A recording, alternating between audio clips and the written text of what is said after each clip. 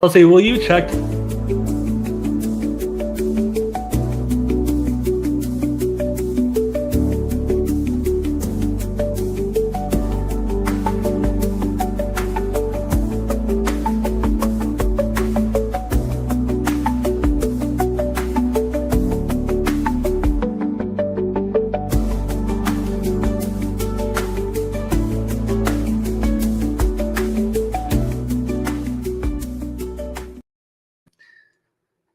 Hey everyone, Joey Murphy here again with the live. We got Casey Johnson coming on here in a second. Casey owns Indie Res in Indiana and their surrounding areas up there. He's going to talk a little bit more about his business. The main topic that we're going to talk about today is residential installations. That's how I got started. I started doing door hangers, Facebook marketing, some other little things to get started. What worked for me, what works for him. One big thing, what I love doing with these lives is that everybody says what works in their area and it's all different. And so every time I get on with somebody, I'm learning more and more and more. And I hope you guys are too. We had really good feedback from the last one. Lindy, she runs the North Carolina warehouse for distribution this year for lights at wholesale. And we got really positive feedback from that one. So I'm pretty excited to add Casey into the mix a little bit. Casey runs the Indiana warehouse and they were just booming with orders. By him being up in that area, it better service the clients for lights at wholesale. And there was a lot of things even through that. When you get into distribution, it's a whole different type of company. A lot of times guys will get in, they'll elevate themselves and they will get into maybe distributing in their area a little bit. And it's a whole separate business. And just take that into account. But I did want to bring Casey in and welcome him to the show and have him talk about himself. Hey Casey, how you doing, man? I am good. Yourself? Good. I don't know what happened in this house, but it got really cold really quick, so that's why I got a hoodie on. But it's like cloudy weather here today, but and a little bit rainy. But we got a lot of stuff done in the warehouse. But yeah, man, how are you doing? I'm good. I'm good. We are just started our spring cleaning season, and so that's kept us really busy. Trying to get the team set up to be able to work on their own without me right now. Give me a little bit of freedom to make some changes and work in my business. But yeah, it's been really good. It's cold here too, by the way. We've had some 80-degree weather, and then it would be the next day or two, it'd get back down below freezing. So it's been a weird winter, but yeah, having fun. How's all the spring cleaning and stuff like that? I don't do any pressure washing. All I do is Christmas lighting. So it's very interesting, like kind of how the stages of the season kind of transition for you, since you're kind of like a serial entrepreneur right now. And how does all that kind of work out with what you're doing? Yeah, it is a little challenging because the services overlap. So come springtime, last year it got warm in February, so we were out working and washing, and so we do pressure washing, window cleaning, gutter cleaning, anything exterior cleaning. Looking at the truck, you can see we'd be able to do a lot of work with that truck. But excuse me. Yeah, it's pretty cool in the spring because we kind of start out slow and then we just get slammed in April, May, June, slow down a little bit in the summer, pick right back up in the fall. And then what's kind of difficult is that we close down in October so that we can start hanging lights, but we're still getting calls in October. But it's tough because you're looking at the tickets, the job values, and you've got to decide what comes first, what's more important. And we make so much more money with Christmas lights that we just decided October 1st, we shut down with washing completely and go straight into Christmas lights. So we only have about a 7-month wash season here in Indiana. 7 months. Yeah, it's seasonal, right? But like you said, you got to pick and choose and prioritize. But in the Christmas industry, the markup for what you do, like per man hour, I like to go off of man hours. I think everybody's starting to learn that, is that you've at some point you've got to like throttle back and then throttle forward with the other service, right? Right. So that's your rig for pressure washing. That's a clean rig, dude. Yeah. And then you got this one for Christmas. That was the first trailer that I had wrapped. We've got 3 of those now. But yeah, that's probably 6 years ago, that picture, but I still like it. The first Did you picture. get a trailer like your first year?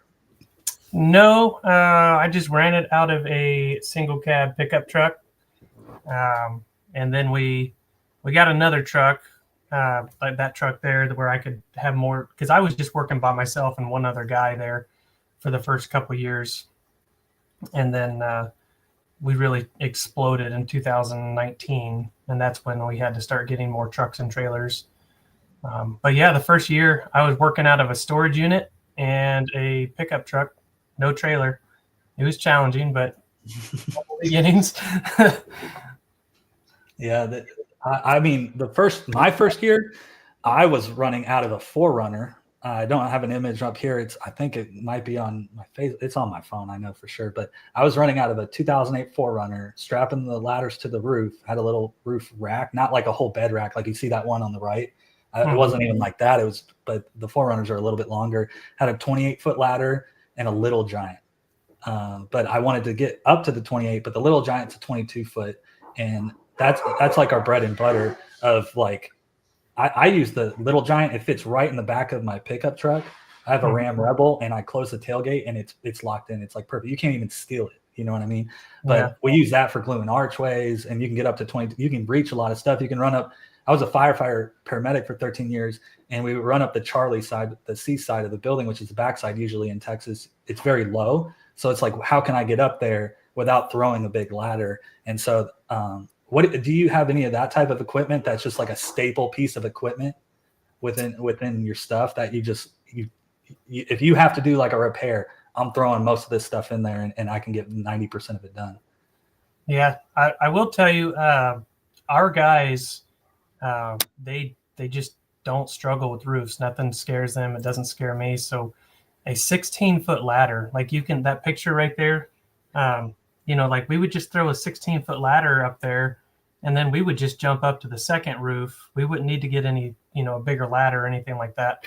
And that's a pretty flat roof. But for the most part, the guys wear cougar paws and will rarely use a goat or a pitch hopper. They just mainly rely on those cougar paws. And I think that's probably the biggest, most important piece of equipment, it's not equipment, but that we have, because I buy everybody that works for me a pair of those and then a whole bunch of pads throughout the season. And the guys just put those on. They just wear them all day. They rarely ever take a goat up with them. They don't take a pitch hopper up with them. They just make it happen. So, yeah, well, that's a good topic to talk about, is safety gear and stuff like that. Yeah. You could see there, like we got a comment right here. Like, look at this. Let's go. He's like, we're live. With it is we use all different types of safety stuff, and it's like the tools in the toolbox to tackle all these residential jobs. I feel like these are a lot of good pictures. Like you said, cougar paws, right? You can see on the top right there. This was, I think, our first or second year, and you see how much of that pad is just worn off of it. And you could see like the front toe is worn off more because you are like kind of at an angle, and it's always grinding that toe down a little bit faster. I like cougar paws too. I think they're great. The goat, that's that one right below it with the yellow handles. I talk about like a fall arrest system. So like the top left and the bottom images below that, it's like roof safety. This is like rappelling equipment, because as a firefighter, I was doing rope rescue and confined space and all that kind of stuff, high angle rescue. And so I understand the equipment a little bit. And if it's like a hard angle to get, like I can set up a rope system and we can get there like super safe. So you can see me leaning back on the roof and stuff. And it's like, it makes you go a lot faster. I know we had one model in my neighborhood, and I booked another house with the same model. The one model, I try to use like a roof hook on a Little Giant, and those Little Giants are a lot heavier. You need like just lightweight aluminum ladder for them. And I hooked it to the peak because it's a 12 pitch, and I'm like, this is super sketch. And it had a recessed, so the peak was recessed from the house, so you couldn't even really throw a ladder at it, and you did have to be on it. I did that house by myself in 3 hours, and then I hooked up a rope system, and I did it in 1.5 hours. So it cut my time down by half. I was way safer with it, and Then I started looking into lifts, which is right next to that. And in that picture of that lift there, you can see we really got that thing up in there.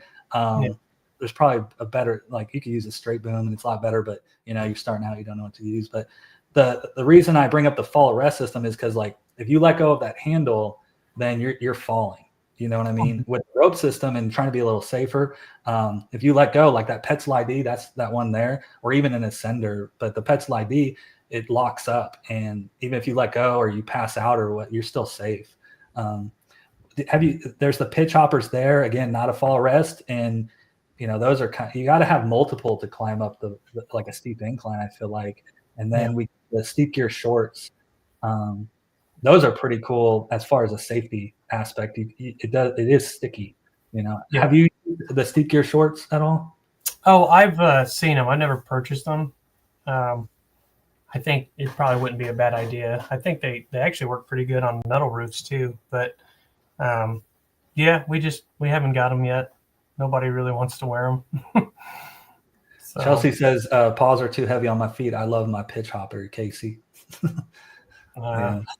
No, I agree. I like the pitch hopper.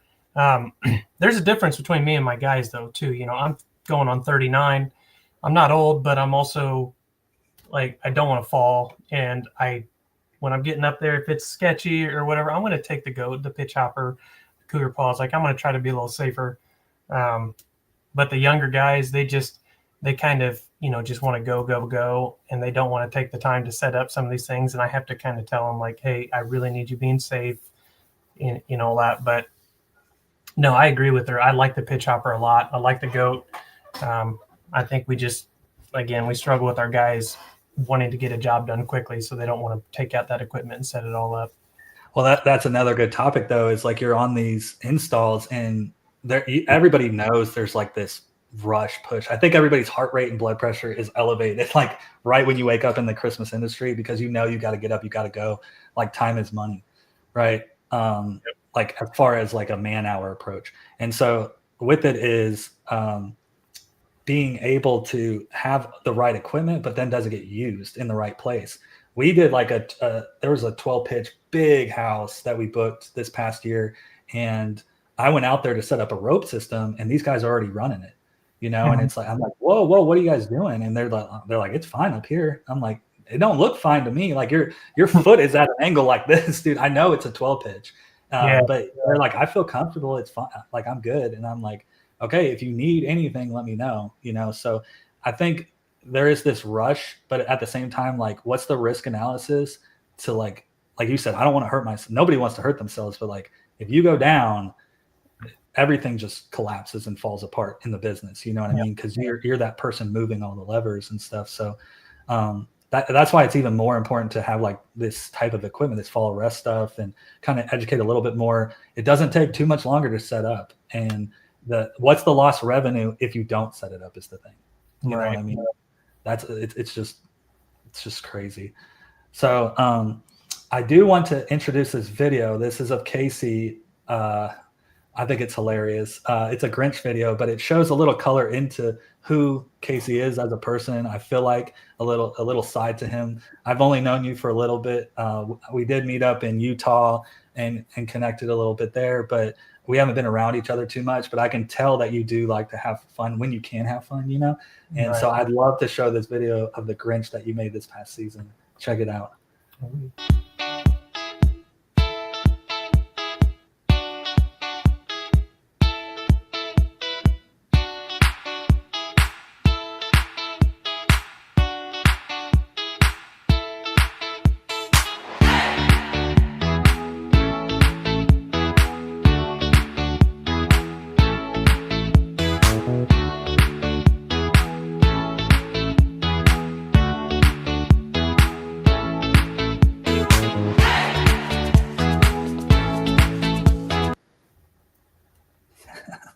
That's awesome, dude. I love it.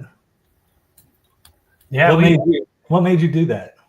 Man, I just wanted to have fun. I feel like it's too easy to not have fun at work. I mean, if you're not having fun, then I don't know why you would go to work. So what we do, we just joke around a little bit. And I just thought this past season, like, I'm going to get a Grinch costume and we're just going to go out, have fun, say hi to the public. Like, I'll walk around up and down the sidewalk while the guys are working on a job and just waving at kids and people. And it's a lot of fun.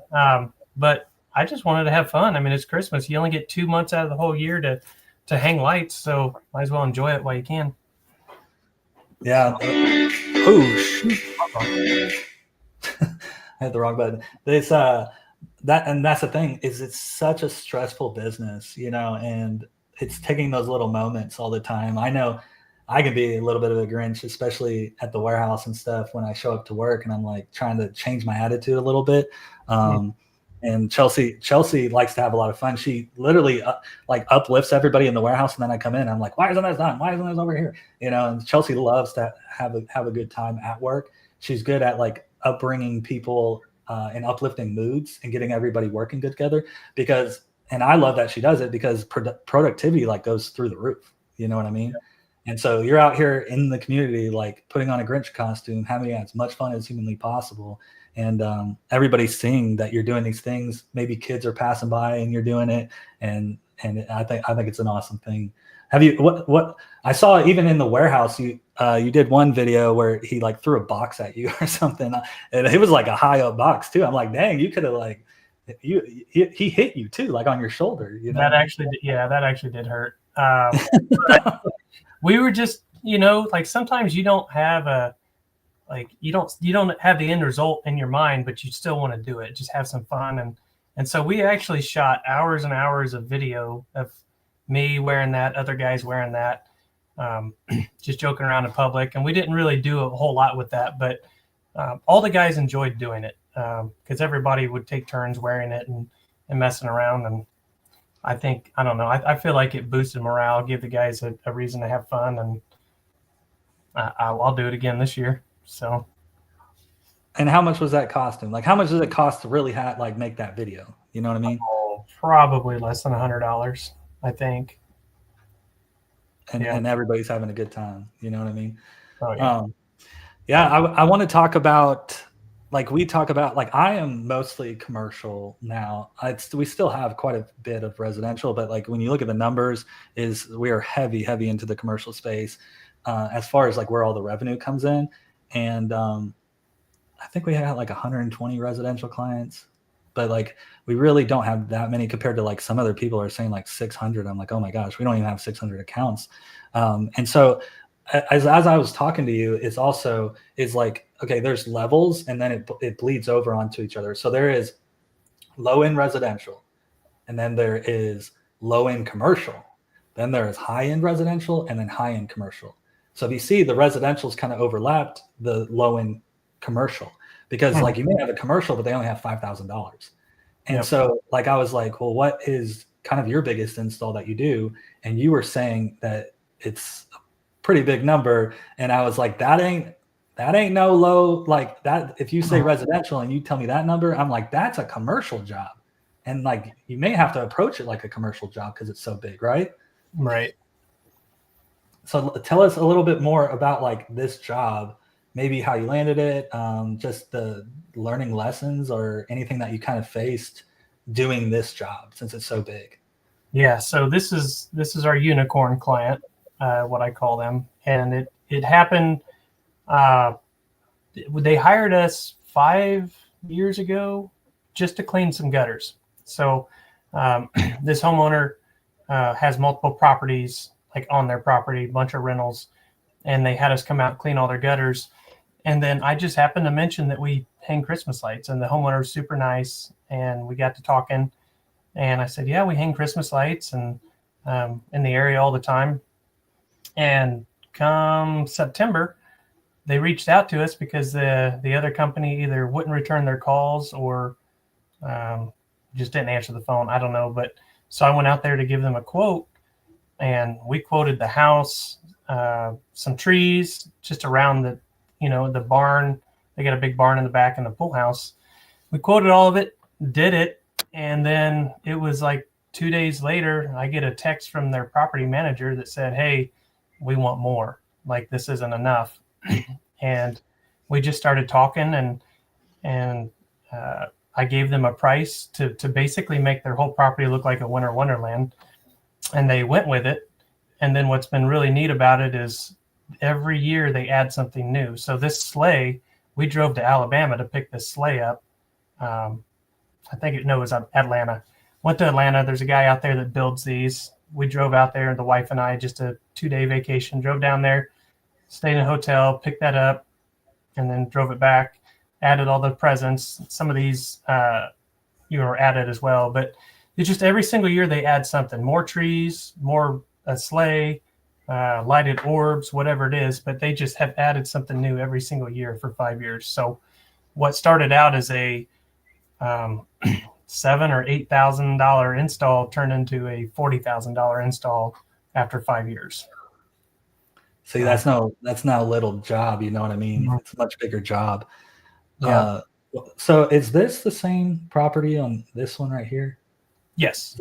Yes. That's the same property. So I had like this image and I'm like, big job, it's like, there's some specialty items in there. You could tell it's something, but now this, like, look at this.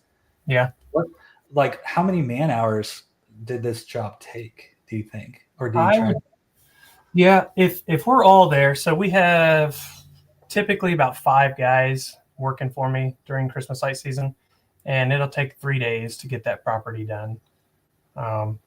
The only problem we have is that some of the stuff we can't put out or power up until late November.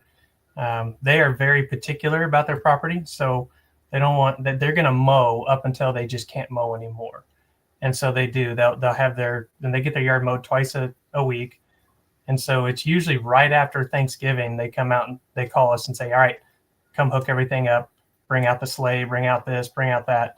So then we spend like one more day just tidying up, plugging it all in and all that. So I would say maybe 4 days with 5 guys to do all that.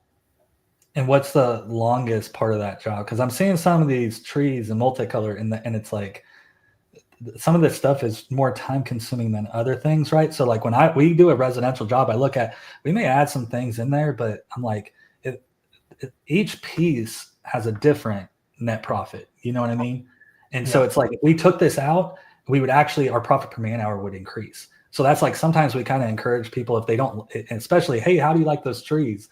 And they're like, they're all right. And I'm like, well, maybe we do a large display of a deer, because I can throw a deer up quickly. It's a very expensive deer, right? But like the man hours go down. It's just the cost of materials goes up a little bit. And so it's like, it makes the project a little bit better. But I know there's some of those projects that I'm just like, man, I really don't want to go out there today because it's so much more difficult to do this. And I'm not really looking forward to it versus other jobs I get super pumped about. But the biggest thing is customer service and the end result, right, of like what we're trying to achieve. And that's why we do the hard things versus the easy things. I do know there's even companies that don't even wrap trees. Like they can't even, like you said, that customer picked up, because you picked up the phone, they chose you, but it's like some companies are capping their services, even what they do in Christmas, maybe because their people aren't good at it. I know there's one company around here that they don't do any greenery, and it's like, they don't even try to sell it. They don't, if somebody asks for it, they say no. And then there's companies that say, you want a tree? No, you're not getting it. And it's like, all they want to do is run roof lines, because you can get, I don't know if I talked about in the last episode, but it was about like the 10% rule. And it's like, well, if somebody messes something up by 10%, it can still work. Like that tree with the multicolored lights in them, it's chaotic, right? And so it's like, it's pretty because it is chaotic. And so you don't have to be so, like, some guys want to be super precise. And it's like, well, if you're standing in this photo, can you tell me if the wires are up, down, sideways, this and that? No, even the customer can't tell it. So it's just like, you could really mess this up and we throw in more lights. It's fine. But then there's some things like greenery, like that bow cannot be 10% off. It can't be, it has to be perfectly laid. And it's kind of hard to find guys or girls with attention to detail to do those things. You know what I mean? Oh yeah, you're 100% right. Because we push wreaths and garland, mainly wreaths, because it's such a big money maker and it's simple. It's a 5-minute, put a hook in, an anchor in, put the wreath up, plug it in, you're done, and you just make $400 or $500.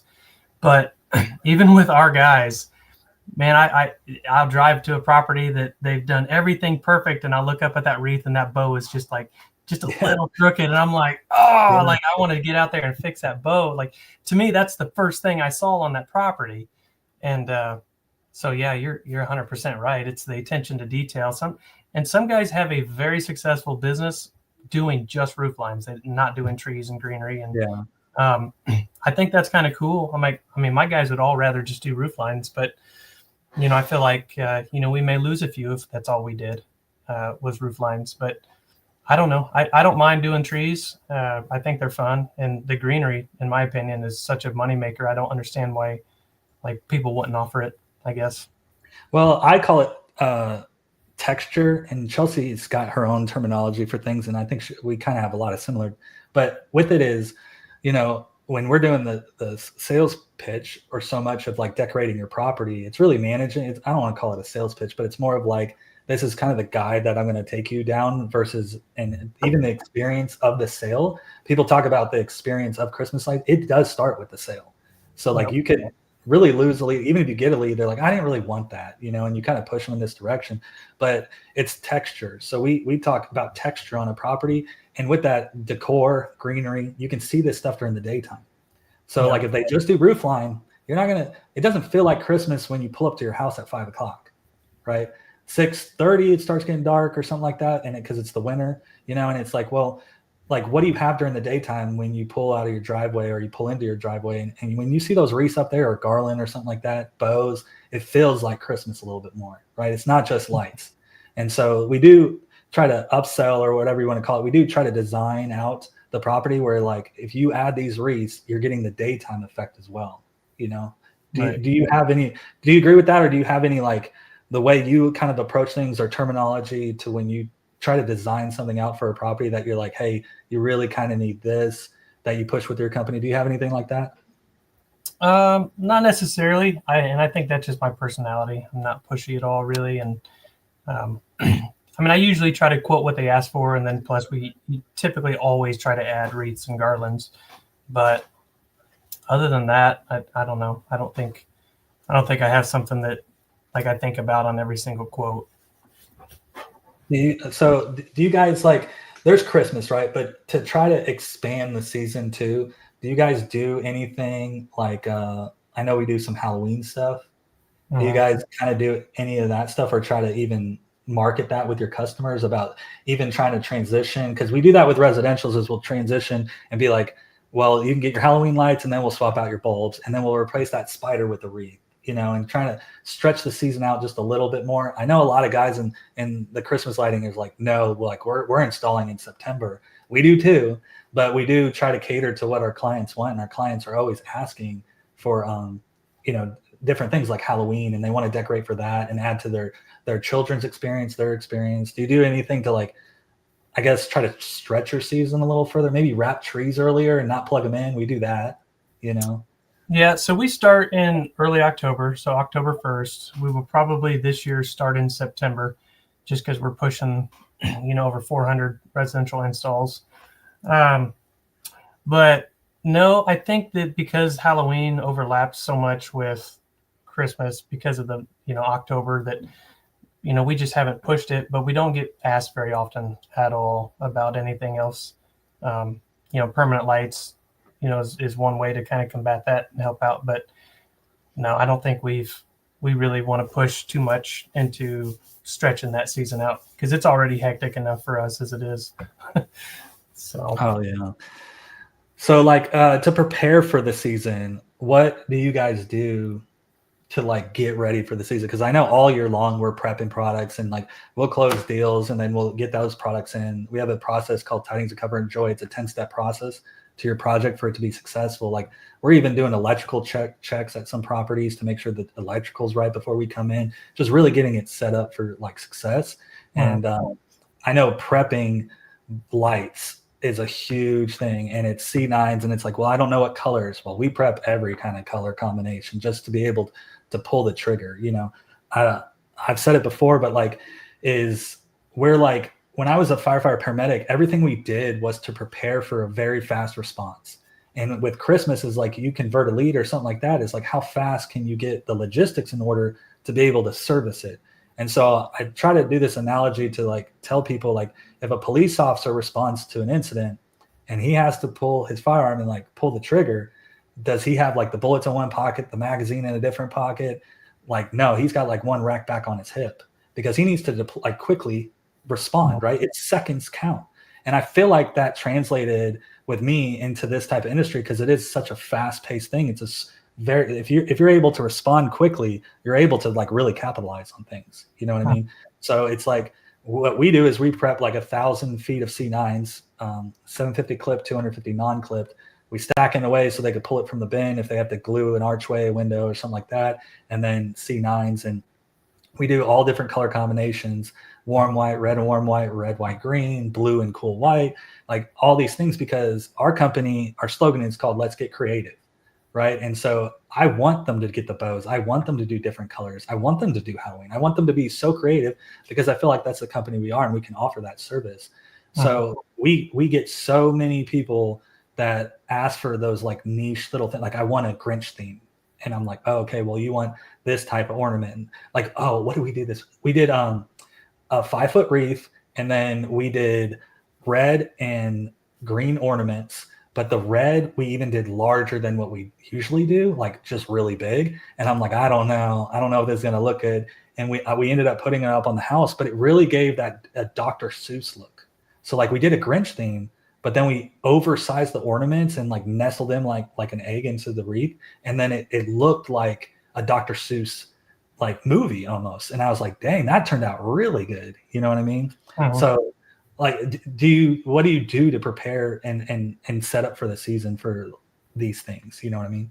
Yeah. So I think the biggest thing, the bigger we've grown, and it is easier when you're a bigger company and all that to purchase all your materials the year before. So with Lights at Wholesale, they run year into sale, and then they'll do a pre-sale every year. Well, the end of the year sale is usually around 25% off. And one year, I mean, we just the first year that we really exploded, I took all that money and immediately I was like, hey, I want to defer my tax burden. What am I going to do? Oh, okay, I'll buy $50,000 worth of lights. And so that year I spent almost, I think, right around $50,000 in materials from Lights at Wholesale the year before. So at the end of my season, then I placed a huge order, bought like 20,000 C9s, whole bunch of socket wire, whole bunch of plugs.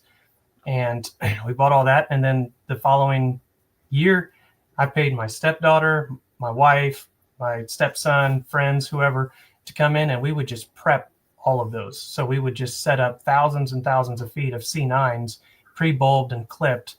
And what we do is we would just stuff about 500 feet into a tote, cut it off, and then say now the guys can just basically have a tote on their trailer at all times with 500 feet. That way, not only are they going to use that for new installs, but if you get somebody come over and say, hey, we want a quote, and then do you have time to do it today? And we do it today, the guys are already ready. So usually we always have at least 10,000 feet in warm white C9s, bulbed and clipped. And then we'll do 1,000 feet in each of our colors that are popular, like red, white, and green, red and white. And then multicolor, we typically do a couple thousand feet. So we have all of that prep before the season even starts, because the last thing anybody wants to do is prep lights in the customer's yard as they're getting ready to hang them on the house. It's actually, I don't know about you if you've ever had to do that, but it's like I just want to get in there and hang the lights and get out. And all the crews want the same thing. They don't want to prep. They want to just do their job and get going, because we only have 10 hours a day, maybe a little more, to get all this work done. So who wants to prep while you could be making money hanging lights, right? Well, it's the profit versus man hour, right? Like your profit versus man hour is going to tank if you do not get this stuff prepped and you're prepping on site. When I see guys and they're prepping on site, whether it's any company, a big company, a small company, I look at it and I'm like, that's a ton of lost revenue. But then I try to look at like, well, what would create that scenario, right? Because we sometimes have to prep on site and stuff, but it was like we just weren't prepared for it, or we ran out of that prepped product. Like you talk about buying 50,000. Well, what if you blew up and it was like you blew up by $500,000 or something? Well, that 50,000, you smoked it up. You know what I mean? And then you're forced to prep on site and everything. And it's just preparing for that storm, just like I talked about that bullet and everything. So it's like you invested back into yourself because you knew you still wanted to do this. And then, but everybody only has so much cash flow is the other thing, right? And you're risking that cash flow and you're investing into something that's going to happen like 8 months, 9 months later, really, to get deposits and all that stuff. So that's the struggles of this type of business. You know, if you have an endless supply of prep product, like that's amazing. You know what I mean? But who can pull that off? It's just, it's very hard, even whether you're residential, commercial. And when you get into the commercial space, it's even harder because there is late minute booking commercial. Like I know there was a tower tree. We wrapped trees. We did a twinkly wall with Twinkly Pro, and they literally booked the week before Thanksgiving. Like we got the lead in like early November, and then to get everything quoted and like survey the property, all that stuff. And then it's like this was like literally like on Black Friday, I'm looking and the lead comes in. They're like, yeah, we want it. Can you get it done by December 1st? And I'm like, do you know how hard it is to get a tower tree right now? Like, and get it prepped with all the ornaments. Like a 30-foot tower tree, a branch tree is 176 branches, 176.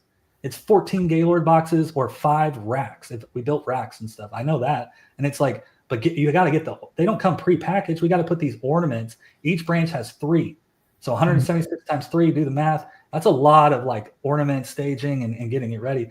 And we did pull it off. We pulled it off 3 days before we rush ordered ship, and it's just, it's tough, you know? Yeah. We got Ron's coming in here. He's saying, let's go as well. Do you do any kind of specialty project? I'm going to throw up a couple little pictures of some stuff I did. This was like year 5, and there's these, you know, these balls and stuff in there. We also did up these poles. Like these are actually like beams, supporting beams of the house, but we did twinkly, and it kind of does this candy cane effect that's rolling up it and everything. Do you guys just try to stick with like the main stuff because that's where all the money is kind of happening, or do you kind of, what's like the most specialty stuff you've done on a resident? I know that sleigh and those presents are specialty. You said you had to go where to get it? We drove down to Atlanta. Atlanta, yeah. How far away is that from you? I want to say it was about 8 hours. Yeah. See, to go fetch a specialty project, and then it's like that has to hit good with money, or else I mean, if you took all that time to go do that and you were out installing projects or quoting projects to turn a profit, it's like those specialty projects can get, you know. But do you do any specialty items besides that sleigh and stuff? Not really. I mean, you know, like those pictures and those lighted orbs and whatever, like, or we'll, you know, sometimes we'll create things out of chicken wire and masonry ladders and create orbs that way. But for the most part, I try to think of my business like McDonald's. Like, what is the easiest? What is going to sell the fastest and the best, and make that happen? Just sell what's easier to sell, and that's just how we've done it. I mean, I don't know if that's right or wrong, but we try to just stick to the easy things. So. It can get slippery. Do you get a lot of requests for some of that stuff? Like you said, you're not super kind of pushy on sales or anything. You said that's not really like, you like to just conform to the customer and try to make it happen for them. I do see in this picture, looks like garland and some wreaths and stuff, which, I mean, that's normal. But you got little presents or something in the yard too? Hold on. Can you give me just a second? Go ahead. You're good. He threw it against the wall. No, we have 2 different business lines. She had made one silent and left the other on ring. So, but what were you asking? Oh, like these presents in the yard and stuff. Those, you know, it's like wire decor. You know, I see some of that specialty stuff kind of happening a little bit, but it's like you got greenery on this house. These are some of the pictures that you sent me, and I'm going to go through a slide because it didn't really upload. I don't know why. I put it in a folder. It was fine yesterday. But you got some of these are just some of the residential projects that you do. And it's pretty clean stuff. Yeah. You got snow. We don't have a lot of snow here, you know. Oh yeah, man. When it snows, that's when to get out there and start taking pictures. So yeah, it just looks so good in the snow. I mean, what I think is funny is like, are those footprints your footprints? no, I don't know who that is. I took that like way after the fact. Like whenever it snows, we will drive around and take pictures. Is that when you kind of, with residentials, I know it kind of dies down like December 10th, you know, kind of really trails off. And but we've done it like almost right up against Christmas. Like people have Christmas parties, you know, they're hosting at their house and stuff for their business, and they're like, I didn't think I'd have to do this, but we got 50 people coming over and I want to make my house look good. And I'm like, okay. But it's, there you are there. There's all the Christmas stuff. Do you take pictures? Like, is it when it dies off on December 10th? Is that when you go around and start taking content? Is that gap between like, because you got to take down January 1st, right? That's when you start, or do you wait later? Since you got snow, do you wait later? Well, we typically, I've always felt like waiting 10 days after Christmas is kind of a good starting point. We actually have some clients that, like this season, wanted them up through February because they were having a party, and some people just, I don't know, it's weird. We have several people that want to keep them up longer, and so we try to oblige. But yeah, we start around January 5th, taking them all down.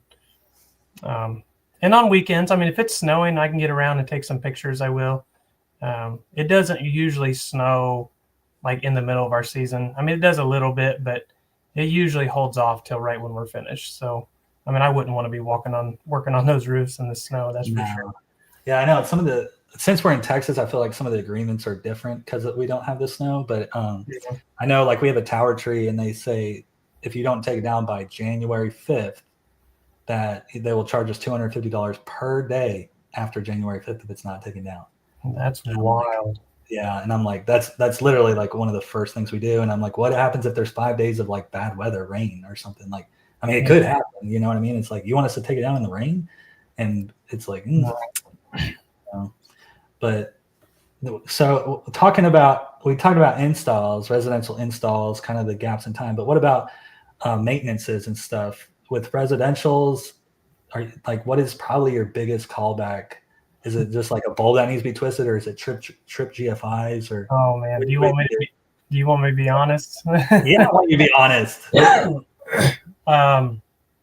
We had the past couple years, we've had a lot of callbacks for bulbs burning out, and it was a specific brand and a specific year that it was manufactured, and the company came out and said, yes, we had a bad batch of bulbs. Claimed that it was 5% of the bulbs were bad, and I don't know why 5% is acceptable. I don't believe it's acceptable, but they basically said, sorry, but there's nothing we can do. And so we switched. This was the year, like I got tired of it. We would go, like example, that house, they would call us and on Monday, and we'd go fix a few bulbs. And then by Friday they'd call and we'd have to go back out and fix some other ones. And they would even be brand new. Cause like I told you before, I bought, 20,000 bulbs. Well, we didn't use them all right away. So even though they were like from 2022, we would still have some that were brand new. Well, we'd go to install them and they would burn out like within weeks of us installing them. Not all of them, but it was wild. I mean, I had one house that went over there and she was like, yeah, we have a couple out. And by the time I was able to actually get over there and replace them, there was 31 of them out. And then the next week they called back and said, hey, we've got more. And there'd be some of these jobs, we'd be out there 3 or 4 times replacing bulbs. And it was the same brand, the same year. And we were just kind of tired of it. So we switched brands and we bought a whole bunch of new bulbs, and we're replacing those this year, throughout the season, through the off season. That's the thing, is you preload that trigger, that gun, right? And you go to deploy, but you don't shoot one. There's a lot of bullets in that magazine. And then you deploy them at certain times, and now you got to like go behind it and catch up from it. And like you said, 31 bulbs or something like that, after it was a bulb that was out, it's like, man, I know there's manufacturing and there's processes, there's patents, all this stuff. And people try to I know everybody's intentions is always to like have the best product that they deliver and everything, but material costs, like things that they do to change things up to make it lower and try to compete in the market and all that stuff, that maybe they do try to sacrifice. It's who you pick is like, even if they do have a warranty, great. That's a very good thing that they got a warranty and they back it up. Like lightsatwholesale.com, our lead bulb has a 5-year warranty. And it's like, why do we back that up or whatever? Is because we believe in the processes that we do, and we do try to charge appropriately for it and create the best product. Even if it's a little bit more money, how much lost revenue did it cost you to just like decrease the bulb by like 2 or 3 pennies or something like that? Mm-hmm. It costs you a lot more. And so even if they're like, okay, well, we'll take all that product back and then we'll give you new product, you still have to go and service the properties and swap out all the bulbs. Like there's lost revenue all over the place when stuff like that happens, right? Yep. Oh yeah. So by switching, you did experience that. Maybe it was a bad year or whatever, a bad batch, right? There's PO numbers, and then they like, well, what's the box? And that's a lot of guys throwing away boxes. They're like, I don't know what my PO number is and all this stuff. But it's the batch that they create, and maybe it was a bad batch. And then it's like, well, that batch isn't happening anymore. And it's like, well, now maybe I lost a little bit of faith in the product because I had this bad experience. And so then you switch. Since switching, how has your experience been with the new product? So we haven't installed them yet. We're going to swap them out. So we've got all our customer totes at the warehouse. Oh yeah, that's good. Throughout the season, the client or our guys are going to just open them up, take all the bulbs out, and put all new ones in. Unless it's a client that I've had for 5 years or more, and I may just say, hey, just scrap it all, just throw it all out, and we'll give them a fresh set of lights. May go about that way. But yeah, we haven't. I know the product is great. It's going to be the commercial elite bulb that you're speaking of from Lights at Wholesale. Yeah, absolutely going to use those. I like the color a little bit better. And again, you cannot beat the warranty. Yeah. So. Yeah, that's what we started installing some of those on different properties, because we've used I think almost every single brand in the industry. And then because I'm very like a scientific mad scientist approach, I love to track things and see what's working, what's failing. And you'll find out like it's really weird what you think wouldn't fail, like even the gauge of the extension cord off the spritzer or the actual twist into the driver for the actual plug to reduce the voltage. And it's like, well, the gasket in there is too thin. And it's like, then it's just all these little specific things that happen when you do this after so long to what works and what doesn't. And then you get feedback from everybody. That's why I love doing these lives with people, is like, you get to see like, well, what was like, you had a bunch of failed product from 2022. Like, interesting. What brand was it like this? And we all kind of learn as an industry of what works, what doesn't work. And to me, that's like QA/QI, right? It's like quality improvement and quality assurance. And it's getting the best thing for your business, because the end goal is you want that high profit per man hour. Like whether you're in residential or commercial or whatever, you want to put a product out there. The customer's happy, you're happy. Even if you get employees to show up at the right time, right? Or they're too slow, they're wore out and stuff like that, and you're rotating people in. It's like there's a giant that's why I call it the Christmas storm. It's because there's so much happening in the United States with all these companies trying to get the service out there to everybody.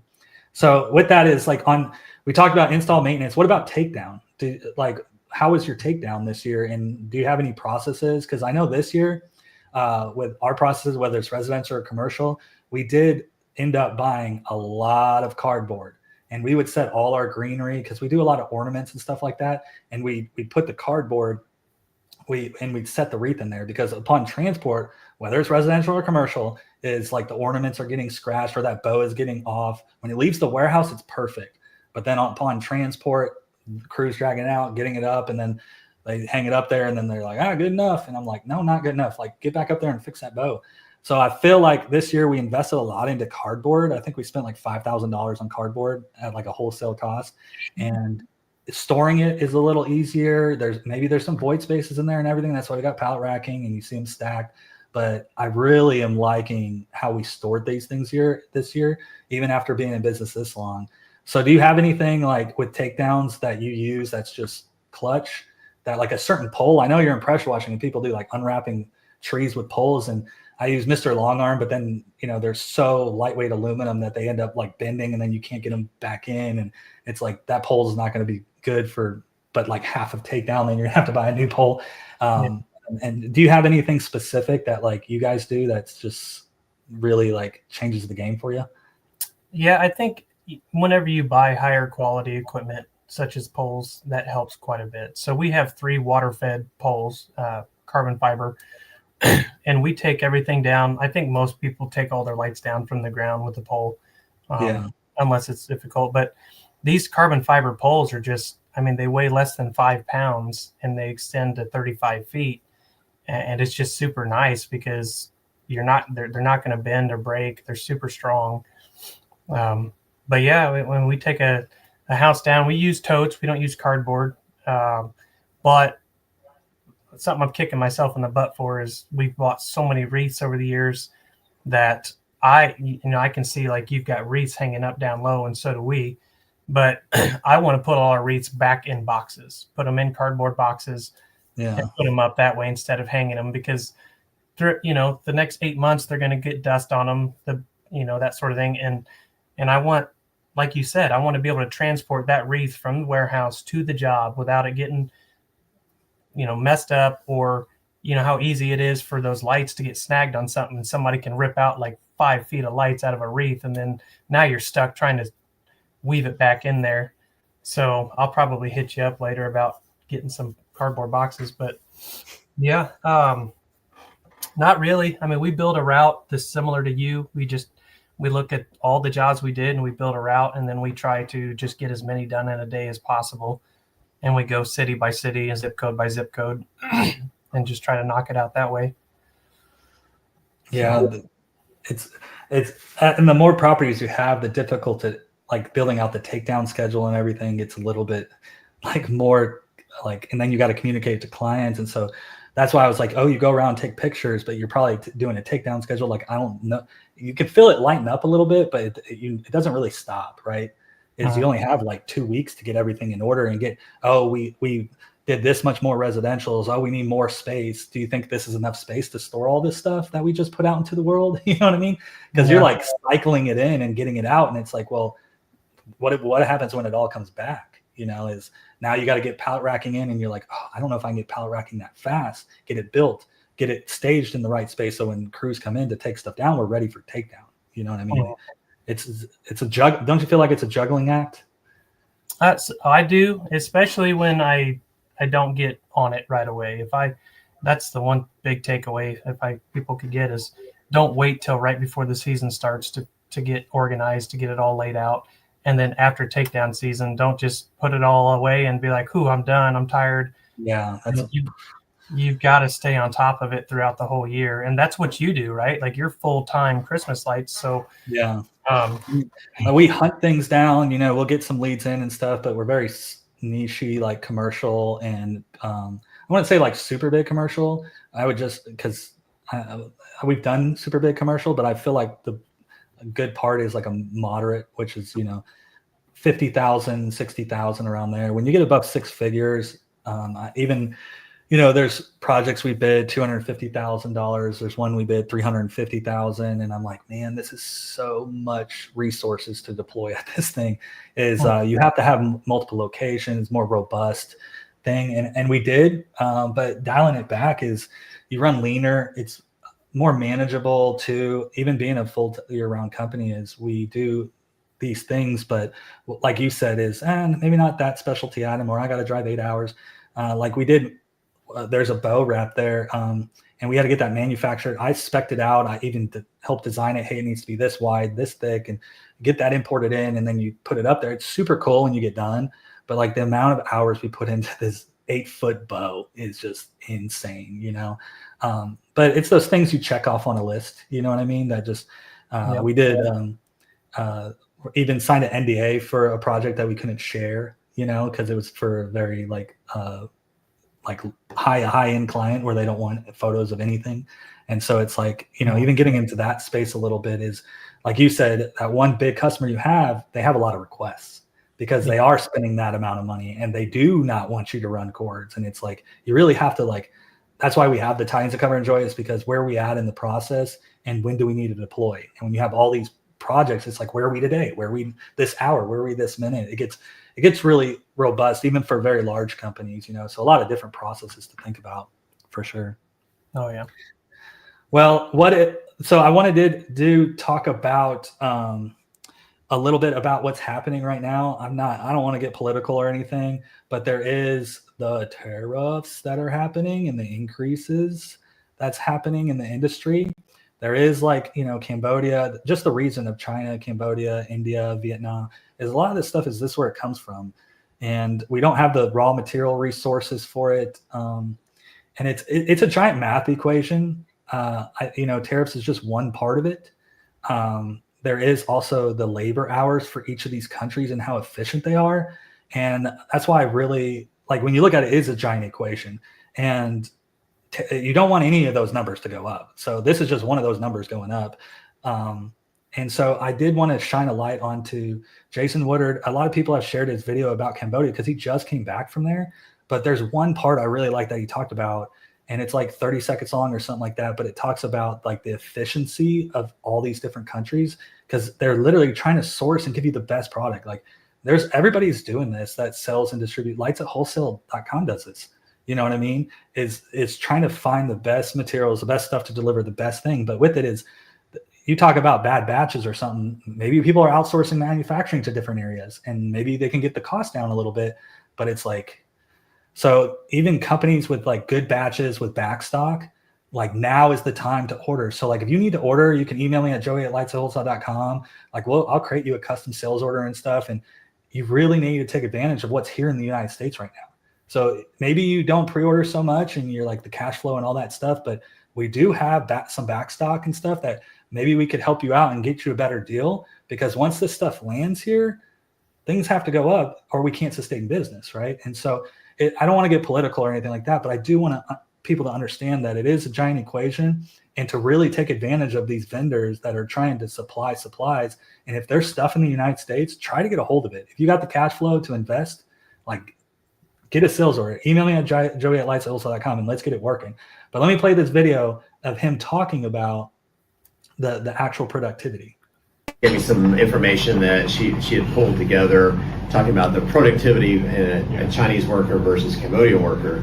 Chinese per hour is about $12 US per productivity in China, versus here their productivity is only about $3 per hour. And that's part of it. I think China's had a lot of years to develop skill and work smarter. So I'm sure you're trying to develop that here. And then you mentioned more machines, more robotics, more of the automation coming in as well. Chinese are very hands-on and very quick. I showed a video of, this was back when everything was soldered by hand, probably the first time I went to the factory. Yeah. And this lady was just solder. I took it back home. Everybody thought I was fast forwarding the film. They thought I sped it up because she was so fast. It's no, that's how fast, all day, every bowl. You see what I mean about productivity? And he just gave really good insight of what's happening in the different countries. And the Chinese are really fast and they've been doing it. And then you go to a different country or get outsourced here. And then and I know even in our businesses, there's guys that just sprinting. And then there's other guys I feel like are just treading water. You know what I mean? I'm get the guy who's treading water out here and let's actually run, let's sprint, So it's interesting that, he invests into going over there, learning their culture, everything else, and seeing their, even in that video, it's about how they live, right? Because that's the other thing is they're productive, but how are they living? And they got a good setup there. They take care of their people. They're investing into their people and stuff. Do you have any insight on this tariff stuff of maybe you need to increase costs with your quotes just a little bit? Raise prices with your past customers a little bit on replacement products? Are you doing anything to maybe combat this or take another look at it? Absolutely. Yeah. One thing about Lights at Wholesale is that the prices have not come up in years. I mean, I think I'm still paying the same for C9s and minis that I have for past 4 or 5 years. So, but that doesn't mean they're not going to, now the tariffs are taking place.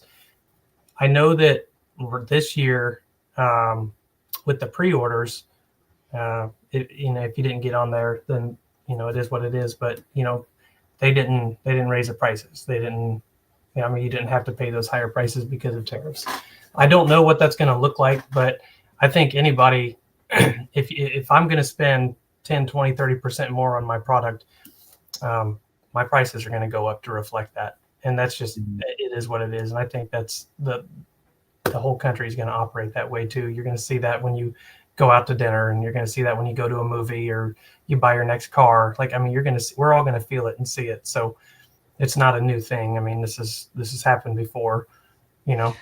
Yeah, and it's just the tactic of it and stuff to maybe drive for us to do it in the United States. But you know what, this we're outsourcing these raw materials anyway. It's not like we have minerals and, you know, all the aluminum and stuff is like here. We get that imported too, you know, and it's that's why I say it's a giant math equation of like it's economics, right? And it's like who's an expert at that and who's trying to pull these levers and make things move. But it's something to be concerned about for sure. But charging appropriately, talking to lights@wholesale.com, like I said, Joey at lights@wholesale.com, talk to me, and we'll see what we can do with some of the items that we have to give you the best price, and get you to where you can prep that product, to deploy that product, and make more net profit. You know what I mean? So we talk about the low end residential guys, right?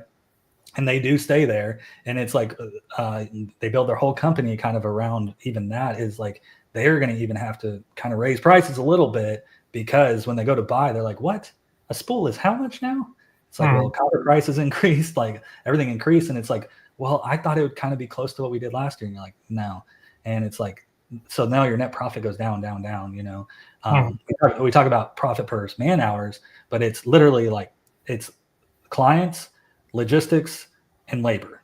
And it's three things. And if anything gets messed up with those, nothing happens, right? So we talk profit versus man hour. That's because that's a person thing versus like what you bid it at and how efficient the crews and stuff are. But then the logistical side is you know, the actual equipment to do the jobs and everything is another factor. So when that goes up, your profit versus man hour goes down a little bit if you keep everything the same. You know what I mean? Yep. So even that's a giant equation in business. So yeah, it's kind of right now it's at a time where, you know, maybe stuff will happen, maybe things will change or things will settle and stuff like that. I'm seeing numbers of like what things are all over the place. Like each outlet kind of has different numbers. It's kind of weird. I don't think it's kind of settled and it's really accurate when you look at different sources, you know what I mean? So definitely do your due diligence on that, but I don't want to get into political mess with that. We can, before I wrap this up, do you have anything you wanted to kind of say, like words of wisdom or anything, or maybe some insight of business that, you know, if somebody's listening that they're starting out and your experiences that could maybe help them? Is there anything you want to share? Yeah, I think, you know, everybody, you know, we all started somewhere, and it's easy to kind of fall into a trap of, you know, you want to make so much per day or so much per hour, and to be happy with that. But this is a career choice. I mean, right. I know it for some people, they don't see it that way, but hanging Christmas lights or being in a service business is a career, and you're going to make a career out of it. And if you put the effort and the energy in, it's going to explode. So you're not going to do yourself any favors by starting out small, starting out cheap, just to build your client base or just to get started. It will backfire on you, and you don't want to be labeled as the cheap guy or the guy that, you know, only does so many installs. So I think everybody should take it seriously in the beginning, take some business courses, do some trainings, educate yourself, get yourself in a circle of other guys who have done this for 10 plus years. Because there's a lot of fun in residential Christmas lighting. I know we talked about both, but for me, I never thought, like 10 years ago, I never imagined hanging Christmas lights was going to be this much fun or this profitable, but it really is. And if I could do it year round, I think you would too. I mean, if that's the only thing I could do all the time, that's what I would do, because it's so much fun. Yeah. But no, I think everybody needs to take it seriously. Don't be the cheap guy. It will backfire on you and the industry as a whole. Prices are just going to keep going up. Our product prices are going to go up. Labor is going to go up. 10 years ago, you could pay someone $15 an hour, and now you're starting them at $25 an hour. I mean, it's is what it is. So take it serious and have some fun with it. I mean, we have fun. We have a lot of fun. Serious but fun, right? Yeah, for sure. Don't stress yourself out too much and have fun with it. But just like that, you make a good point. It's like even with commercial, there's massive contracts and terms and conditions and everything. But even with our residential people, we have terms and conditions, right? So when you take it serious, they're going to hold you accountable. They will. If they're paying for something, they're going to want what you're saying you're going to deliver. But with those terms and conditions is like, what if they pay late? What if they do a bulb change in season? Do I charge accordingly for that? You know what I mean? What, like insurance and stuff like that is like, hey, here's this. So terms and conditions are so important. And you don't even really need to look at like another lighting company to get their terms and conditions and stuff. You can. I know some guys that'll like cold call other companies and try to get quotes and try to see what they're doing and stuff. But it's also like, I like what you said about like business courses. Like you're getting in business. This is not just like I do this full time, right? Yeah. And I don't do anything else. I just do Christmas and the holiday stuff. And it's like, well, you need to have those processes in place with your quotes. Like I don't want to get a CRM. You can't do a text quote and then what, you're going to text them the terms and conditions and everything. It's like get you a system that can actually roll to where they're signing an agreement like with their actual on their phone. And you're doing good business practices and that costs, $100 a month to have all that. And I'm like, well, there's enough money in this industry to gain that. Get your terms and conditions right. Be professional with it. So that way you can have fun. Because if something happens and then now you're fighting with clients and everything, that's not fun. You know what I mean? And so I think that's a really good thing. Get good business, go to other business places that don't even have any lighting guys. There is conventions, there's speakers and everything else that you can bend their ear a little bit because it's a service company and it doesn't matter. Like an HVAC company's terms and conditions, maybe it tailors a little bit to that. But if you look at like 90% of their terms, it's just good business practice. That's all it is. It's like, hey, we're going to do these things and this change the verbiage a little bit. And it's better to have some sort of agreement with your clients and that's what to me makes professional. It's not just so much a blanketed term. It's like, hey, I do these things. I do good business practices. Therefore, I am professional. You know what I mean? Wouldn't you agree? Oh, yeah. 100%. Well, here's lightsatwholesale.com. And I did want to show you, like you talked about training. We do have a training. You go to this training link right here. Or I think the link is even here, permanent lighting and training. But there's other trainings. You do Invisalight's permanent lighting training. That's our permanent lighting line that we have, and we have trainings. The next one's coming up here in Texas. That's going to be at our location here in Texas, April 18th. I know we got a guy coming from Maryland. Like people are coming from all over the country, and so we got April 18th. If you want to know more information about that, you can email me at joey@lightsatwholesale.com or just go here and hit register now. We do have it where it's in person. You can just buy that ticket, or it's in person with a demo kit. It's really good to get these demo kits and play with it and everything else. Because even when you engage with customers and try to sell, it like in front of them is like, if you can show them the product a little bit, because with permanent lighting, you need to be on site just a little bit more. We do so much remote bidding in the Christmas lighting, I like seasonal lighting business. For bigger projects, we do a site survey is what we call it. But you do need to get out there because you need to know what color of track and all these other things. So we do offer training with lightsatwholesale.com, and you can come to the next one that's in the Texas location. That one's coming up, and there's other ones too. You can see there's virtual ones. If you can't make it, definitely sign up for the virtual. You got Utah, even in North Carolina, we got a training going on. So they're all over the country. Definitely servicing as many people as we can, trying to get what we do out there as much as we can. Yeah, man, it was really good talking to you, catching up with you and your business. I had a lot of fun. I learned a little bit more about you. I don't like when we're up in Utah, we're kind of, we talk about business, but it's like, let's have a little fun too. You know what I mean? Yeah. We are going up there in May and like right after the first week of May, I'm going to see you up there, aren't I? Oh yeah. Yep. Yeah. But that's not even so much business. Like there's not even a training going on or anything like that. Right. Like, there's no trainings during that time. We're there to have fun. Yeah, we'll talk shop. I think that's how. Yeah, we'll talk shop for day one, and then day two. Again, it's about enjoying what you do, and that's something Lights at Wholesale does. They enjoy what they do. I mean, they're down to business, but it's a lot of fun. And I just kind of wanted to just say something just about Lights at Wholesale. Kind of makes me emotional thinking about it. But I just want to I want to tell you why I'm part of Lights at Wholesale and why I've stuck with them. Because it's not it's not about the price, like Lights at Wholesale, yes, they have really good pricing. Yes, they have free shipping. Have I found cheaper product before other places? Yes, I have. Cheaper bows, cheaper, whatever it is, I have. But I'm a loyal person. And the reason I'm loyal to Lights at Wholesale, about, I would say 8 years ago is when I got introduced to them. But it was, I think, the following year, the year after that, I needed a specific product. I think I needed red and white minis, warm red and white. It was the end of the season. Nobody had anything in stock. Dustin didn't have it. Nobody did. And I called him and he's like, I don't have it, but let me see what I can do.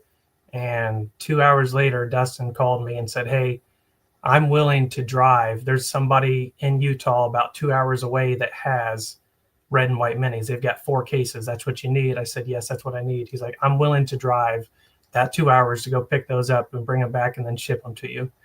And I was like, who does that? He wouldn't have made a penny. He wouldn't have made a penny because he, you know what I'm saying? He'd have bought them and then I'd have bought them from him. And honestly, he probably would have lost money.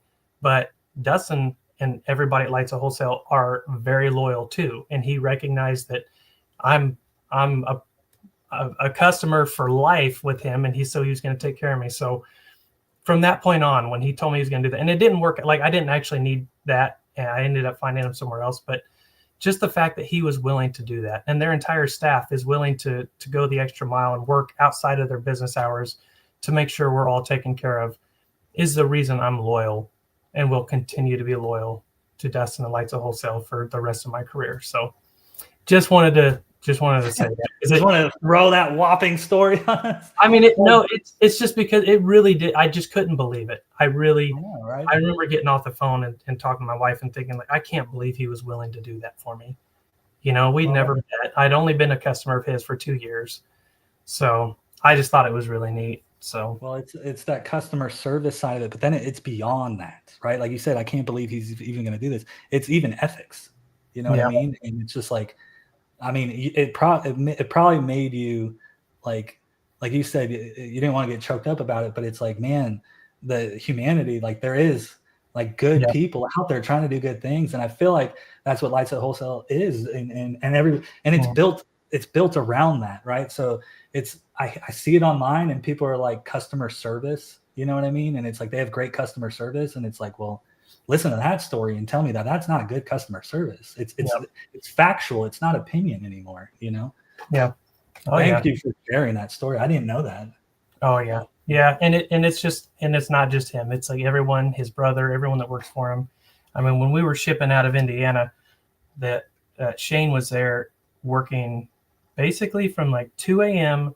to 9 p.m. every single day, answering the phone, shipping out orders. I mean, it was insane. And, where other companies might say, hey, it's 5 o'clock, it's time to go home. That wasn't us. That wasn't them. They know that we're on limited time and want us taken care of. And in return, I'm going to be a loyal customer of his for life. So I'm really glad to be a part of Lights at Wholesale. Yeah. Maybe that's why, we're successful. They're successful, but I haven't. The history is it's this whole. I wasn't here when it started. It's so what they're doing is just that, and that makes me feel. I didn't know that story even, and I'm part of it. You know what I mean? And so, thank you for sharing that, dude. That's awesome. Yeah, absolutely. Well, let's end on that note because nothing we say is going to beat that. So. I appreciate you, man. I hope we can get up to Indiana sometime, hopefully this year or something, and kind of maybe do trainings and stuff out there or something. But love to spend some more time with you. And thanks for sharing your story for sure. Absolutely, man. All right, man. Well, take it easy, and thanks for coming on with me. Yep. Take care. Take care.